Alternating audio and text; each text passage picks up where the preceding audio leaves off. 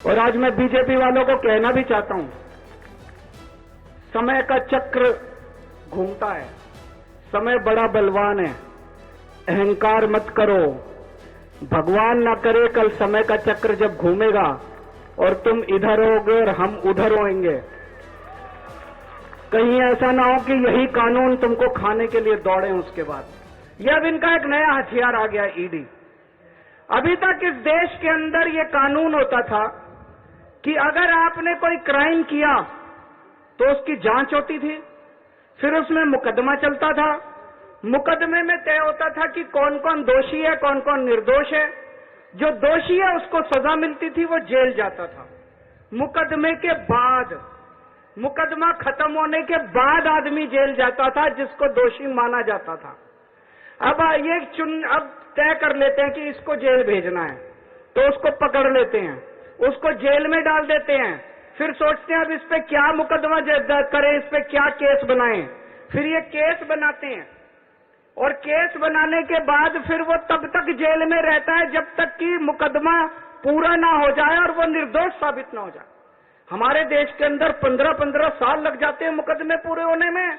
तो 15-15 साल किसी को भी पकड़ के जेल, यह भी पीएमएलए जो कानून लेके आए उसमें ही लिखा है कि जब तक उस आदमी को, किसी को भी पकड़ के जेल में डाल दो और जब तक उस आदमी का मुकदमा पूरा नहीं हो जाता, वो निर्दोष साबित नहीं हो जाता, तब तक वो जेल से बाहर नहीं आएगा। ये तो बहुत खतरनाक है। अभी हेमंत सोरेन साहब को इन्होंने जेल में डाल दिया, अभी तक उनके ऊपर कुछ भी साबित नहीं हुआ है, अभी उनके ऊपर मुकदमा नहीं चला है, अभी मुकदमा शुरू भी नहीं हुआ है, अभी जांच चल रही है। लेकिन अगर मुकदमे को 15 साल लगे तो हेमंत सोरेन साहब 15 साल जेल में रहेंगे।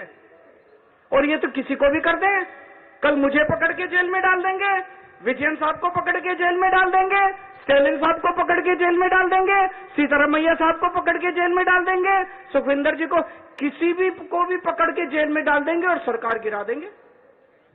हेमंत सोरेन साहब को जेल में डाला, उसके बाद 48 घंटे तक ये लोग तोड़ने की कोशिश करते रहे, जेएमएम को तोड़ देते हैं। ये तो भगवान का भला और जेएमएम वालों का महान है, जेएमएम वाले जो टूटे नहीं इनके सामने। तो ये अब ये किसी भी को भी पकड़ के जेल में डाल देंगे, उसकी सरकार तोड़ देंगे और फिर अपनी सरकार बना लेंगे। ये क्या चल रहा है इस देश के अंदर? कह रहे हैं केजरीवाल भ्रष्ट है।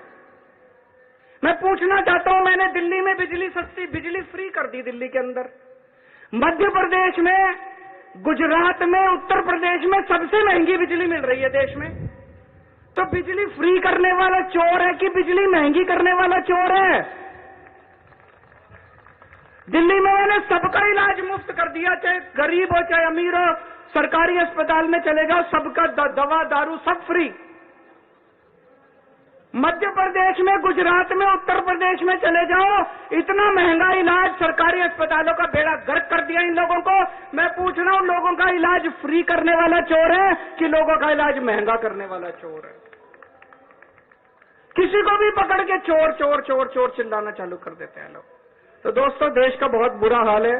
मैं विजयन साहब को बहुत बहुत बधाई देना चाहता हूं, उन्होंने आज ये अलख जगाई है, सबको इकट्ठा किया है। ये देश केवल हमारा नहीं है, ये देश 140 करोड़ लोगों का है। और आज मैं बीजेपी वालों को कहना भी चाहता हूं, समय का चक्र घूमता है, समय बड़ा बलवान है, अहंकार मत करो। भगवान ना करे कल समय का चक्र जब घूमेगा और तुम इधर होगे और हम उधर होएंगे। कहीं ऐसा ना हो कि यही कानून तुमको खाने के लिए दौड़े उसके बाद। मोटे मोटे तौर पे देखें तो 3 तरह से केंद्र सरकार विपक्ष की सरकारों को तंग कर रही है। सबसे पहला,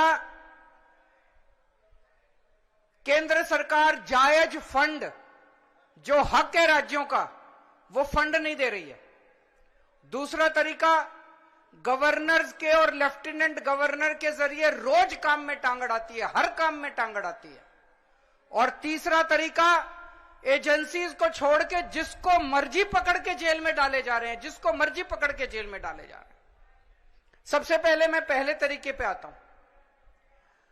यहां पे पिनरई विजयन साहब बैठे हैं, पंजाब के मुख्यमंत्री बैठे हैं, मैं दिल्ली का मुख्यमंत्री हूं और कई सारे राज्यों के मंत्रीगण आए हुए हैं। हम सारे रोज इस बात को झेल रहे हैं कि जो जायज फंड उस राज्य के बनते हैं वो फंड हमें नहीं दिए जा रहे। अगर केरला के लोगों को उनके हक के फंड नहीं दिए जाएंगे तो काम कैसे चलेगा, सरकार कैसे चलेगी, केरला की सरकार कैसे चलेगी, तमिलनाडु की सरकार कैसे चलेगी। और हम यहां भीख मांगने नहीं आए। विजयन साहब यहां पे अपने घर के लिए, अपने परिवार के लिए पैसे मांगने नहीं आए, अपने बच्चों के लिए, अपने बीवी बच्चों के लिए पैसे मांगने नहीं आए, वो केरला के लोगों के लिए पैसे मांगने आए हैं। आज पंजाब के मुख्यमंत्री यहां अपने 3 करोड़ लोगों के लिए फंड मांगने के लिए आए हैं। मैं दिल्ली का मुख्यमंत्री अपने दिल्ली के 2 करोड़ लोगों का हक मांगने के लिए आया हूं।